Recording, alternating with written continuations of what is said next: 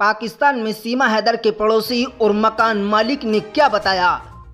दोस्तों, कराची पाकिस्तान का सबसे बड़ा शहर है। वो शहर जहां हर दिन मोहब्बतों के रिश्ते बनते और टूटते हैं। शहर की 2 करोड़ आबादी में युवाओं की तादाद ज़्यादा है। ये वो लोग हैं जिनका काफ़ी वक्त सोशल मीडिया और ऑनलाइन गेमिंग खेलते गुजर जाता है।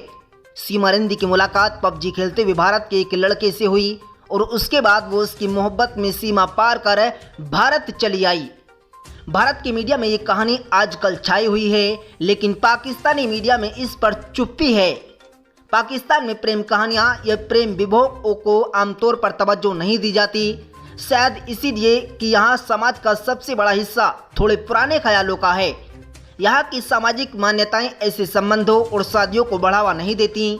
कराची के मलोर कैंट थाने में जो रिपोर्ट दर्ज कराई गई है, उसमें सीमा रिंद और उनके 4 बच्चों को लापता बताया गया है, लेकिन पुलिस ने इस मामले में अभी तक कोई भी कार्रवाई नहीं की। बीबीसी की रिपोर्ट में कहा गया है, सीमा रिंद और उनका परिवार कराची में कहां और किस हालात में रहता था, ये जानने के लिए मैं उस पते पर पहुंची जो उनके पति गुलाम हैदर ने मुझे दिया था। मैं उनके बताया पता ढूंढते हुए शहर के गुलिस्ता जोहर इलाके में पहुंची। ये बेहद घना बसा इलाका है।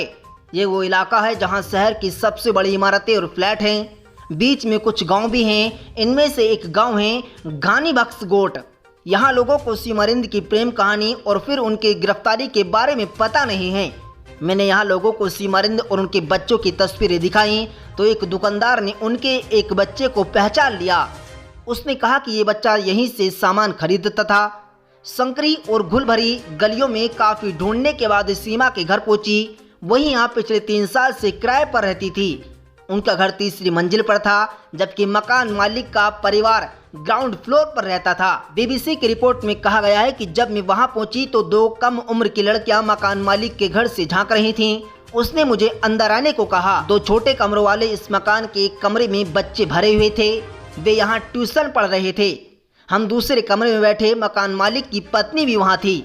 जब मैंने उनसे सीमा के बारे में पूछा तो उन्होंने तुरंत एक भरे लिफाफे में रखा फोटो मेरे सामने रख दिया।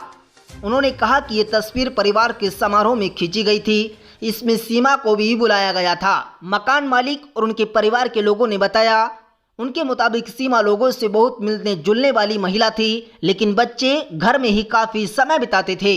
शुरू में सीमा के साथ उनके पिता, भाई और बहन भी उसी घर में रहा करते थे। आधा किराया पिता देते थे और आधा सीमा, लेकिन किराया देने को लेकर के अक्सर उनमें झगड़ा भी होता था। बहन की शादी होने और भाई के सेना की भर्ती होने के बाद सिर्फ सीमा के पिता ही उनको साथ रह गए थे। पिछले साल उनके पिता की मौत हो गई। बीबीसी की रिपोर्ट में कहा गया कि सीमा के मकान मालिक के परिवार वालों ने मुझे उनकी भारत की गिरफ्तारी का वीडियो दिखाने को कहा। मैंने उन्हें उनकी गिरफ्तारी उनके बयान से जुड़े कुछ वीडियो दिखाए। इसे देखने के बाद वे अचरज जताने लगे कि आखिर सीमा ऐसे कैसे कर सकती है। सीमा के मकान मालिक मंजूर हुसैन सीमा को अपनी बेटी मानते थे। मुझसे बात करते हुए कई बार भावुक हो गए और उनकी आंखें डबडबा गईं। उन्होंने कहा है कि सीमा और उनका परिवार उनके घर में 3 साल तक रहा था।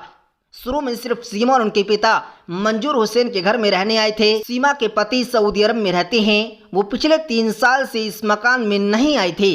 मंजूर हुसैन बताते हैं कि सीमा वक्त पर किराया दे देती थी। उनके पति सऊदी अरब से 60 से 70 हज़ार रुपये भेजा करते थे। इस पैसे से वो किराया देती थी और घर चलाया करती थी।